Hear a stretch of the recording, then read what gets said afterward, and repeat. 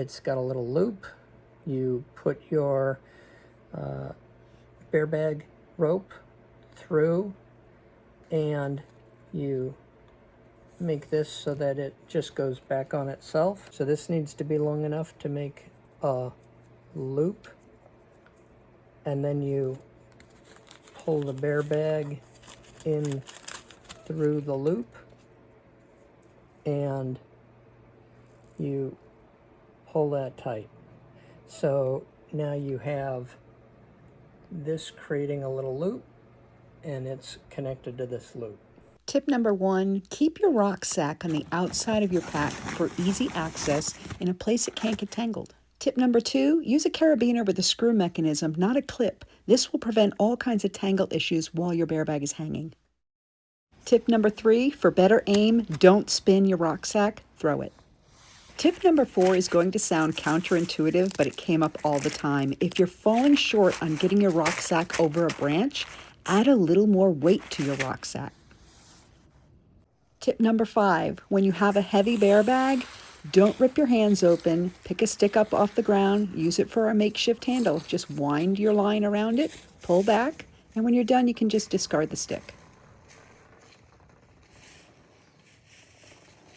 Tip number 6, bear bags can be heavy when full. Practice light and then add weight until you can hoist 10 to 12 pounds up into a tree. No matter how good your gear is, it's still very difficult to fit a full bear bag into a Durston backpack and still be able to roll down this top seam. This was a very common issue amongst those of us who had Durston backpacks on the AT. Let me demonstrate this a little bit better. Here's my full Durston. Base weight going to be anywhere from 14 to 17 pounds seasonally. My bear bag, I like to go 3 to 5 days, 4 being ideal, between town stops. So my bear bag would be 10 pounds. Going to the Smokies, it was 12. And a lot of people were eating tons more calories than me. Hiker hunger is a myth for a lot of people. But look, you can't get the top of this closed. Let me try to show you with 2 hands. So you'd be on the trail, full backpack, full bear bag. This would happen coming out of towns. Now you have to get that this flat rolled at least once, and then get both your end clips, try to pull them together, and they just would not come together. It would be almost impossible to do. And everyone with full bear bags was running into this issue. The answer? Tip number 7, get a Durston side strap kit. Link is in the description. The kit ships to you together like this. These plastic clips are male and female, so make sure you side them up to match the top of your bag correctly. And then the metal clips go through these little loops on your Durston right here, and they go on tight. They won't fall off. Now let me just show you with 2 hands. It should be a lot easier. Trying to fold that single seam when you can barely get it on trail. And then you match up your clips on either side. Now this is easy. This is actually not a full bear bag. On the trail it can be even more difficult than this. And then you cinch down the tops, and now your full bear bag can fit inside of your Durston. Again, you'd only need these side straps on the days you were leaving town when your bear bag is at its fullest, just that first day. And you just unclip these plastic clips after that first day. They fit right into your water bottle pocket. And then you can go back to doing your Durston roll top the usual way. Or you can probably tuck them in this mesh pocket back here if you wanted to. See, easy to stow. But it gives you that option on the day you're leaving town when you have so much in your bear bag. And honestly, this was the only issue I heard about with the Durston backpack. I want to show this to you. I'm going to show you this bear pole. Look at this thing. This is, 20 feet tall. I'm not even kidding you. And this pole right here that they've changed so that nobody steals it weighs like 25 pounds, maybe 20. And you have to put your bag on the end of it and then lift it all the way up there. I see men crying when they do this. Not us women, we do it without any trouble, but you know, men cry. I hate the bear poles.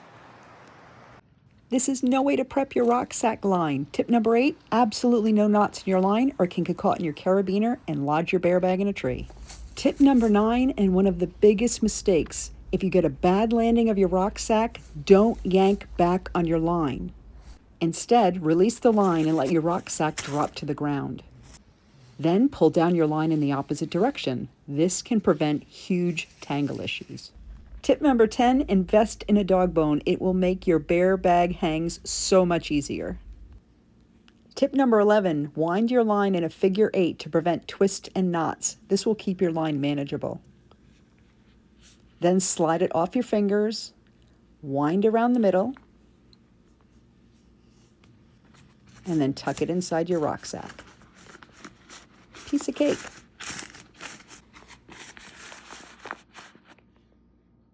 I'm sure you've heard this one. Hang your bear bag from a 20-foot tall tree off of a 4 to 6 foot branch.